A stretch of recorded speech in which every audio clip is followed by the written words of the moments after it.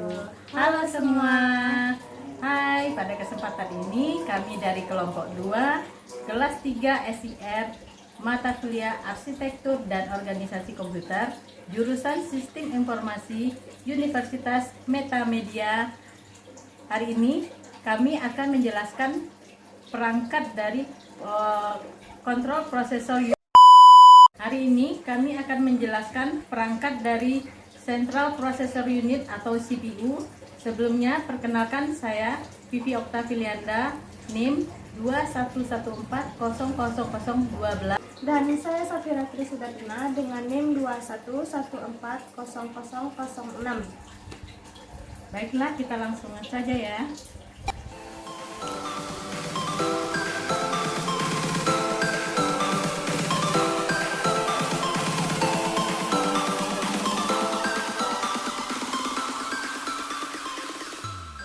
Baiklah, selanjutnya saya akan menjelaskan bagian dari depan CPU. Di sini pertama di sini ada CD-ROM dan di sini ada tombol untuk membuka CD-ROM-nya. Selanjutnya di sini ada 4 port.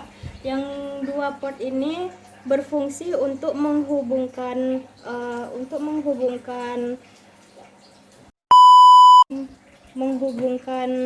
flash disk dan untuk menghubungkan keyboard atau juga bisa untuk menghubungkan mouse. Selanjutnya di sini ada port untuk menghubungkan speaker atau headset yang ini berfungsi untuk menghubungkan mic. Selanjutnya di sini ada tombol untuk merestart. Dan terakhir di sini ada tombol untuk power, menghidupkan atau mematikan CPU. Oke, selanjutnya saya akan menjelaskan bagian dari belakang CPU.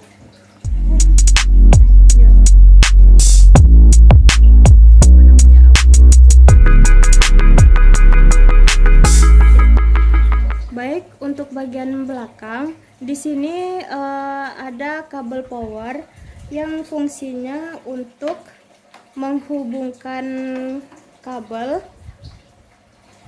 ke aliran listrik. Selanjutnya di sini ada 2 port yang berfungsi untuk menghubungkan mouse dan keyboard konektor. Selanjutnya di sini ada VGA plus yang berfungsi untuk menghubungkan kabel ke monitor. Selanjutnya di sini terdapat 4 port yang berfungsi untuk menghubungkan ke keyboard, mouse atau USB. Dan di sebelahnya terdapat tempat untuk menghubungkan LAN ke internet. Selanjutnya di bawah terdapat audio jack yang berfungsi untuk menghubungkan ke speaker agar mengeluarkan suara. Inilah penjelasan tentang bagian belakang dari CPU. Baik, di sini saya akan menjelaskan untuk bagian dari dalam CPU.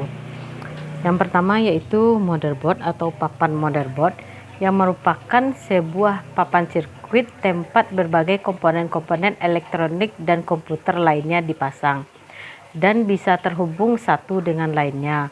Adapun komponen-komponen yang menjadi bagian inti dalam motherboard ini adalah seperti adanya prosesor, adanya sound card.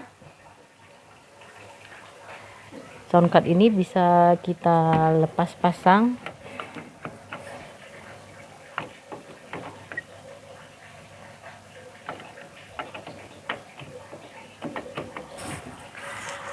Adanya video card, adanya hard disk dan sebagainya.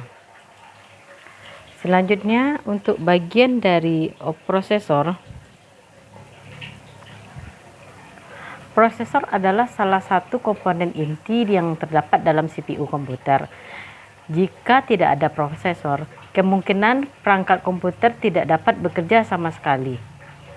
Oleh karena itu, Prosesor adalah otak dari sebuah komputer. Selanjutnya di sini adalah kipas prosesor. Komponen satu ini merupakan salah satu perangkat yang dikerjakan untuk membantu kinerja suatu prosesor.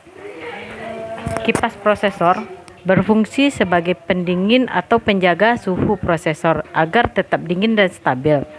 Hal ini bertujuan agar perangkat prosesor atau komputer tidak cepat overheat atau rusak.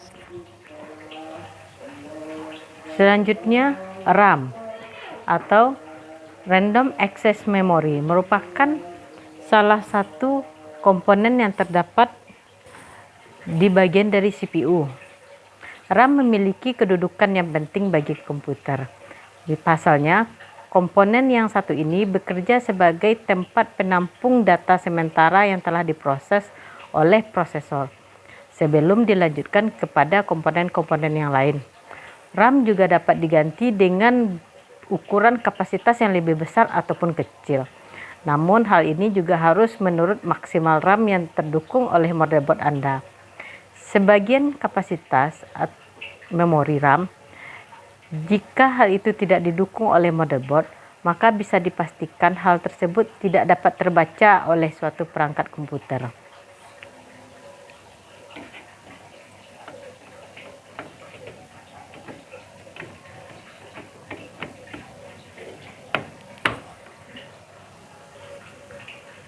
Selanjutnya, hard disk. Layaknya sebuah CD card dalam smartphone, hard disk juga berfungsi untuk menyimpan berbagai data, juga menyimpan berbagai sistem operasi dari suatu perangkat komputer itu sendiri.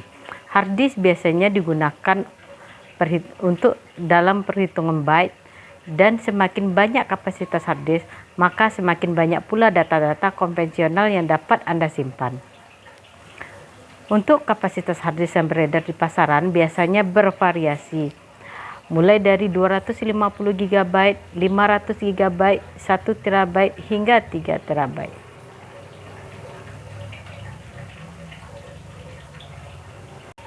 Selanjutnya, CD atau DVD-ROM yang juga biasa kita sebut dengan optical disk drive.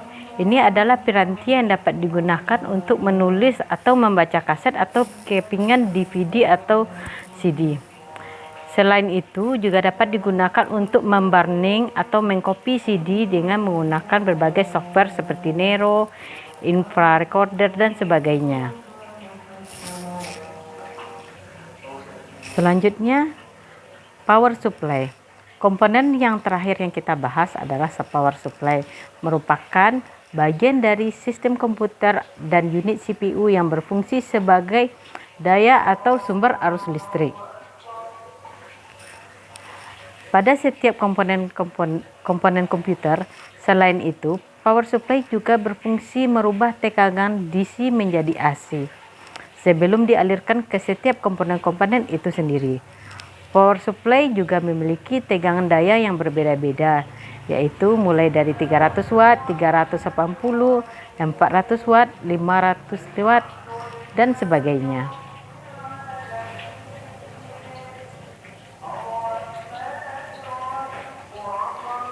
Di sini juga ada kabel SATA, yaitu kabel penghubung antara motherboard ke hard disk. Baiklah, sekian dari kami kelompok 2. Wassalamualaikum warahmatullahi wabarakatuh.